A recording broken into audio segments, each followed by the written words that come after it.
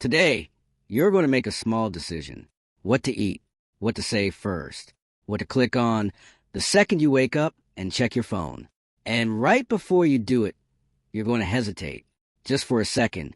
That pause feels completely normal to you. It might even feel like a sign of careful thinking. But for almost the entire span of human existence, that kind of hesitation didn't happen. It couldn't. So here's the actual question. Who thinks more clearly? You, with nearly unlimited information sitting in your pocket, or a human living 50,000 years ago, with almost none? The answer isn't the one you'd guess.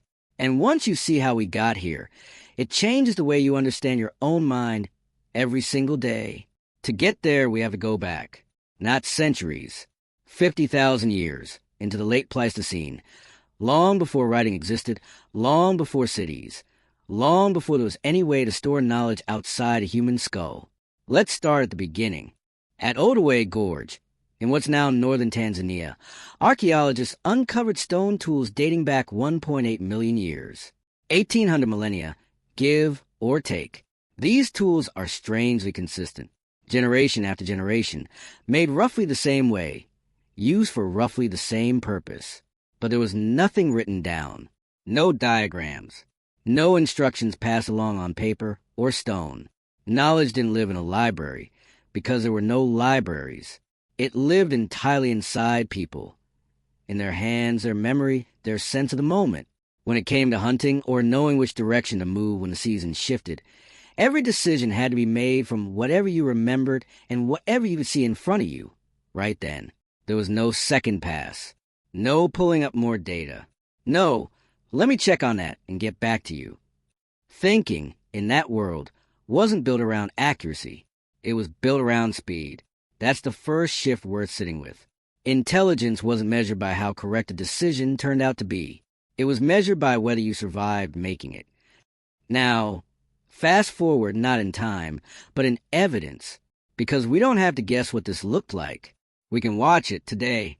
Anthropologist Frank Marlowe spent years living among and studying the Hadza, a hunter-gatherer community in Tanzania who still get most of their food the way humans did for nearly all of our history. What he documented is worth pausing on. Decisions about food, about where to move, about how to respond to a social conflict. They happen fast. And once they're made, they're rarely revisited. There's very little second-guessing, very little circling back to reconsider. This isn't because the Hadza lack the capacity to deliberate. It's that their environment simply doesn't reward hesitation the way yours does. A delayed decision can cost energy. It can cost time you don't have back. In some situations, it can cost safety. Think about how rarely you actually finish a decision on the first pass. You decide, then you reconsider. You almost order the other thing. You send a message, then read it again 3 times after it's already gone. That loop barely existed for most of the people who came before you. There usually wasn't time or room for it.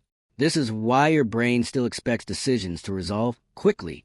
That low hum of discomfort you feel when a choice drags on for days, that's old wiring, still running underneath everything, waiting for a resolution that modern life keeps postponing. Let's go back further, because the disconnect between deciding and acting goes deeper than just speed. Around 75,000 years ago, in Blombo's cave on the southern coast of South Africa, early humans were engraving deliberate, symbolic patterns into pieces of ochre. These weren't abstract art projects, disconnected from daily survival, made in some quiet moment of leisure. They were tied directly to tool-making, to cutting, scraping, hunting, to the physical business of staying alive through another day. At this point in human history, thinking wasn't something you stepped into and out of like a separate room. It was embedded in motion, in doing. There was no real gap between deciding something and acting on it. They were close to the same moment. The idea of, I'll think about this later, and decide then, that idea simply didn't exist yet. There was no later. There was only now, and what your hands were already doing. Then something happened that quietly rewired human behavior permanently. About 5,000 years ago, in Mesopotamia, humans began to write. Marks on clay that could outlast a single mind, a single lifetime. For the first time in our history, knowledge could exist outside a person.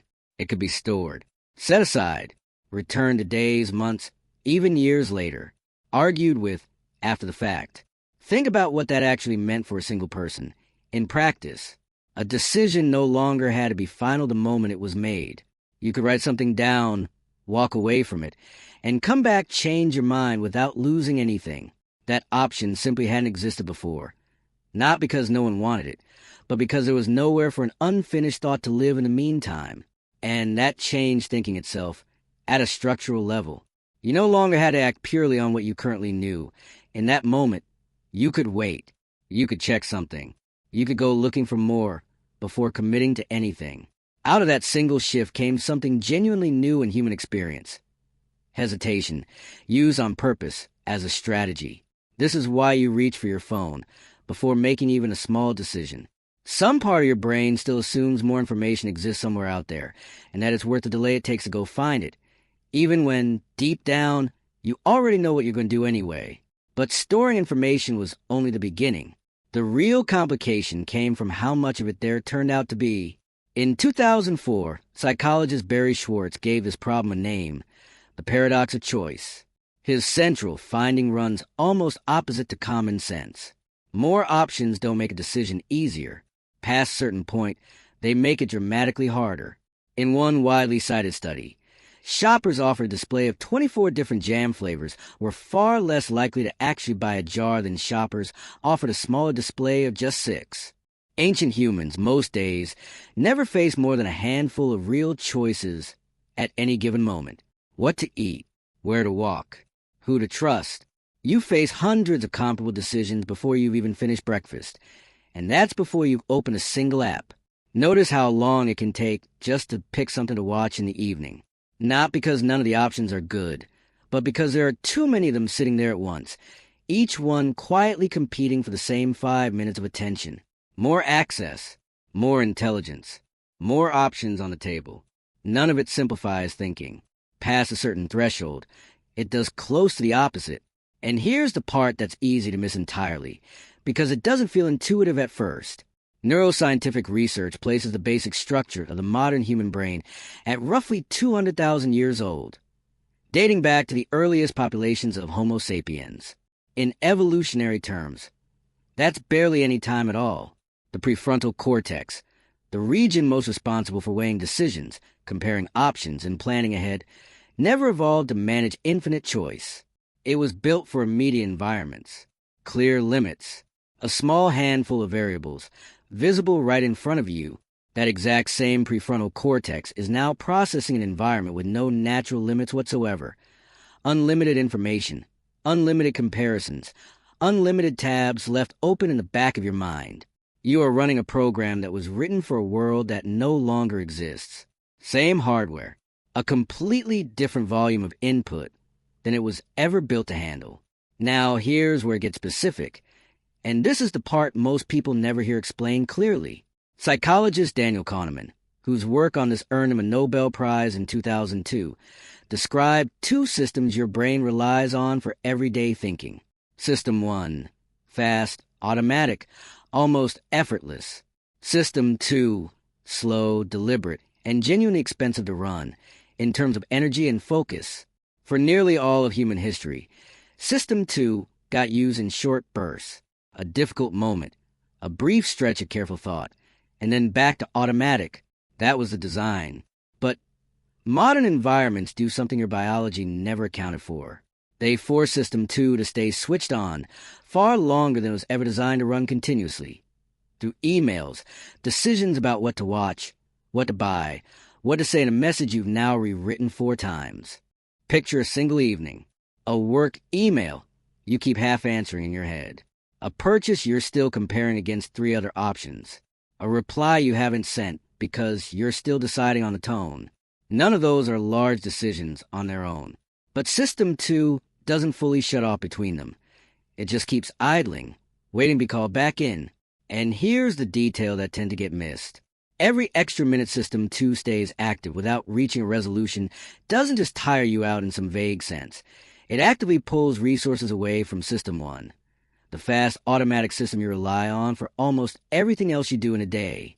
The longer a decision drags on, unresolved, the worse both systems start to perform, not just the one doing the deliberate thinking, which means trying harder to think something through carefully can measurably make your thinking less efficient, not as some clever turn of phrase, as a documented, replicable cost. The more carefully you try to think something through, the less efficiently your brain may actually be working while you do it. For most of human history, thinking was fast, limited by necessity, final, the moment a decision was made, because there usually wasn't a way to revisit it anyway.